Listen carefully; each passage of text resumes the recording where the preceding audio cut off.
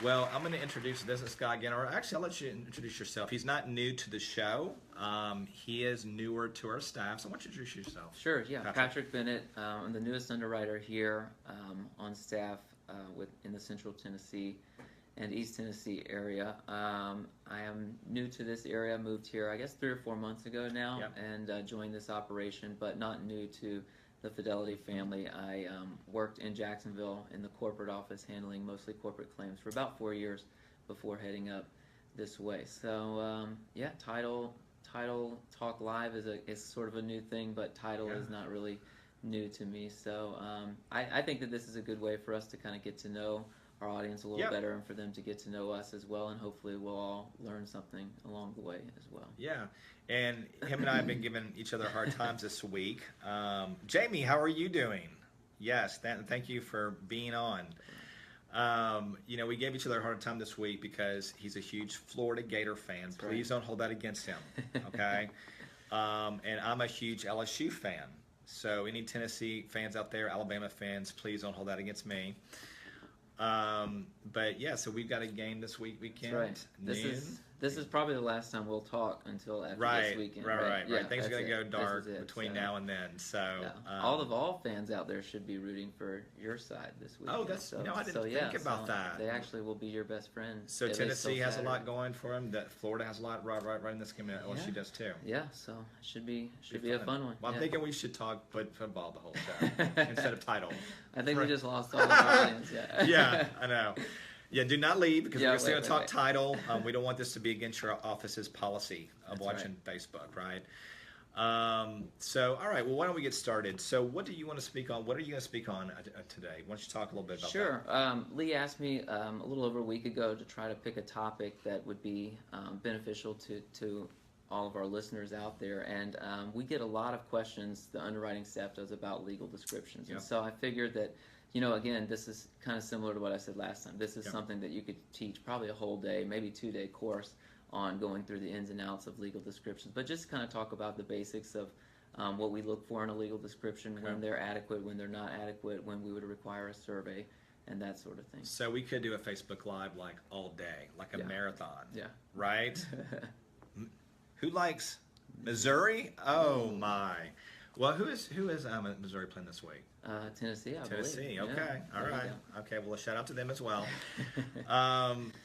But so let me ask you this: what are some of the types of legal descriptions out there? Sure. Well, first of all, I want to emphasize too, and I'm sure everyone knows this, but the legal description is, of course, of the utmost importance. There's certainly other things. A lot of times, the property address or the tax ID number, something like that is included. But at the end of the day, the legal description is what the property is based on, what our title insurance is based on. So everything revolves around that. So it's truly of the utmost importance. And there's basically 2 different types. The first is a platted legal description. So there's a recorded plat, and you basically reference the property using a block and a lot number, which is pretty easy, pretty simple, and that's probably the best way to do that. And then the second is a meets and bounds legal description, which of course is a lot more lengthy, and people will see those commonly as well, with the easts and wests and the minutes and seconds and all of those lengthy legal descriptions. But again, a valid way, of course,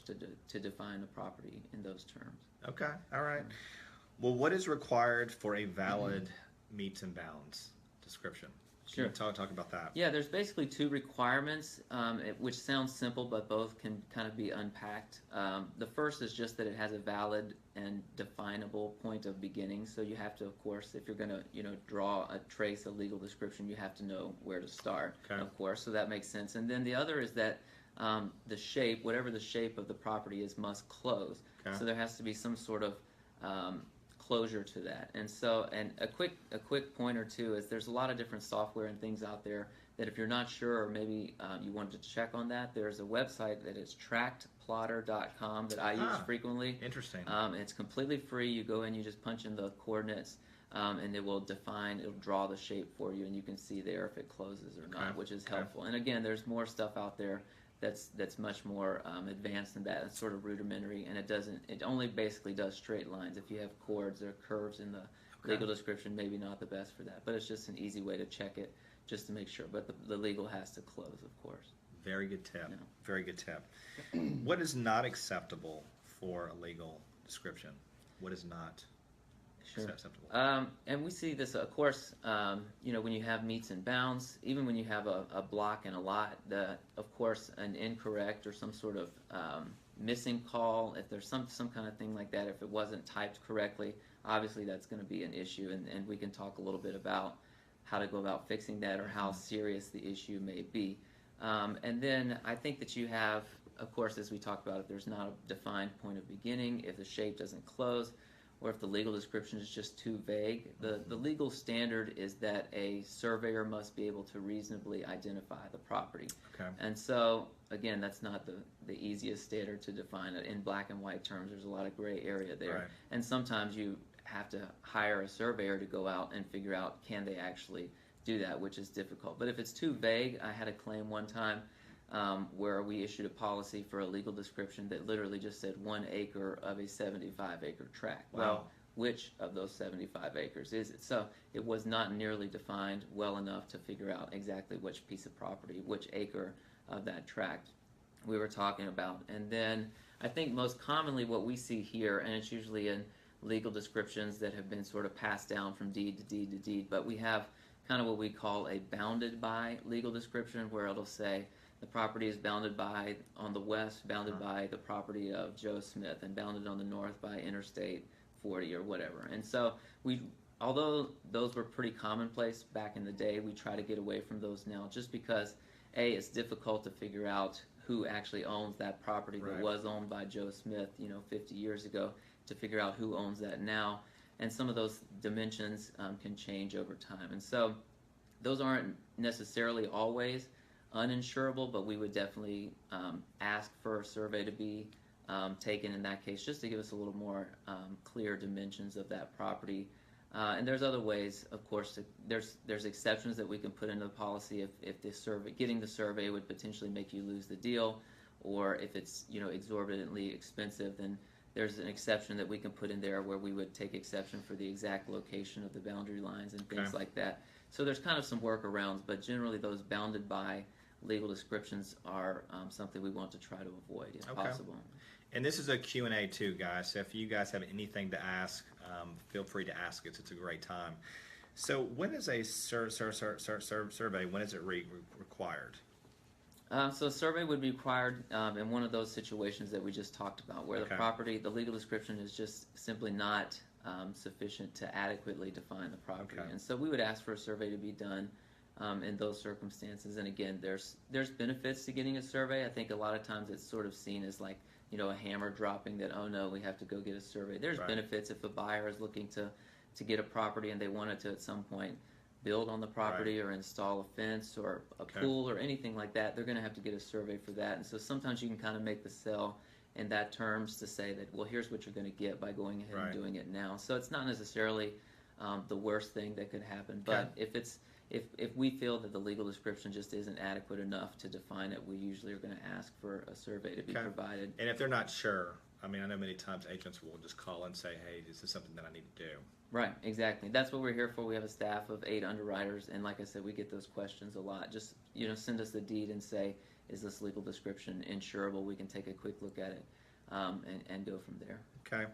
And just an FYI, we are going to have a drawing. I forgot to announce at the beginning, but we are going to have a drawing at the end. So feel free to say hello or whatever, just so you can enter that drawing. So what are some benefits, and I think you already talked about this somewhat, but what are some benefits of getting it beyond the clarification on the legal description?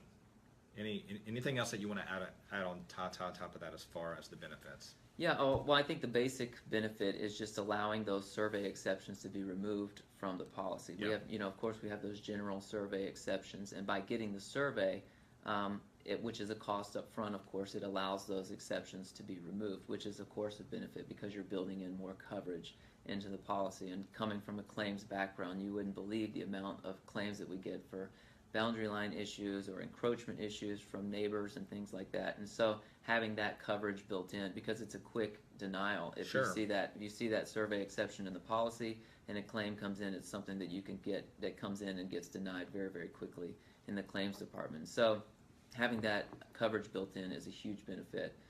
for both lenders and for the owners. And so that's of course one of the main benefits of making sure the legal description is correct, and then if need be, getting that survey. Okay, all right. Was there anything else? I mean, we're kind of coming to the end of the show. Is there anything else that you'd like to add?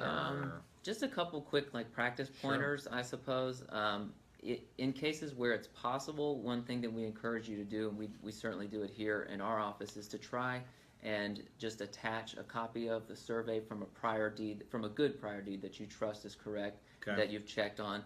Attaching that rather than trying to retype it, because so many times that we see those errors that are made just in the typographical errors that are made just in trying to transpose that prior survey into some sort of computer software system. So if there's a way that you can do that, it prevents a lot of errors. But in the same sense, not automatically taking that survey taking that legal description from a prior deed and putting it in your current one, because so many times there's out sales of that.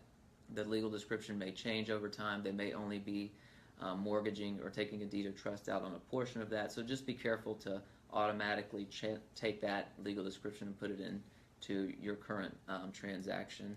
And then I'd say, again, contacting your underwriting staff anytime you notice that there may be some sort of issue or error in a legal description. Just as an example, if the prior deed says that the lot was lot 115, and the deed or the lot that was supposed to be in there is just lot 15, so an extra one was added.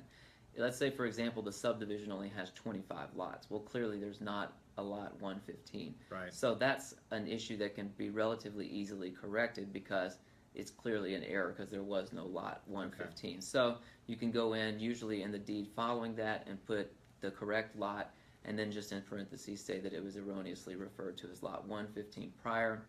Having an affidavit from the prior seller is always a good thing to help firm up that correction. On the other hand, let's say that it said lot 5 when lot 15 was supposed to be in there, and there is a lot 5. Well, then you've just conveyed a lot that the seller had no ownership of. Okay. So that's a problem, and then the current owner technically has ownership of lot 5, which is presumably owned by someone else. And so that situation is a little more serious, of course, because you've got competing interests in that case. And so that's when you're going to want to have definitely an affidavit or a corrective deed from the prior seller to try to get those sorts of things fixed. So anytime you have questions, anytime you notice an error, it's not always the end of the world, and Tennessee is actually pretty lenient in providing ways to try to get those corrected without having to go in and do quiet title actions or things like that, as other states may require. So I think the bottom line is just be careful, check and recheck those legal descriptions, because so many errors are made just in typing them incorrectly,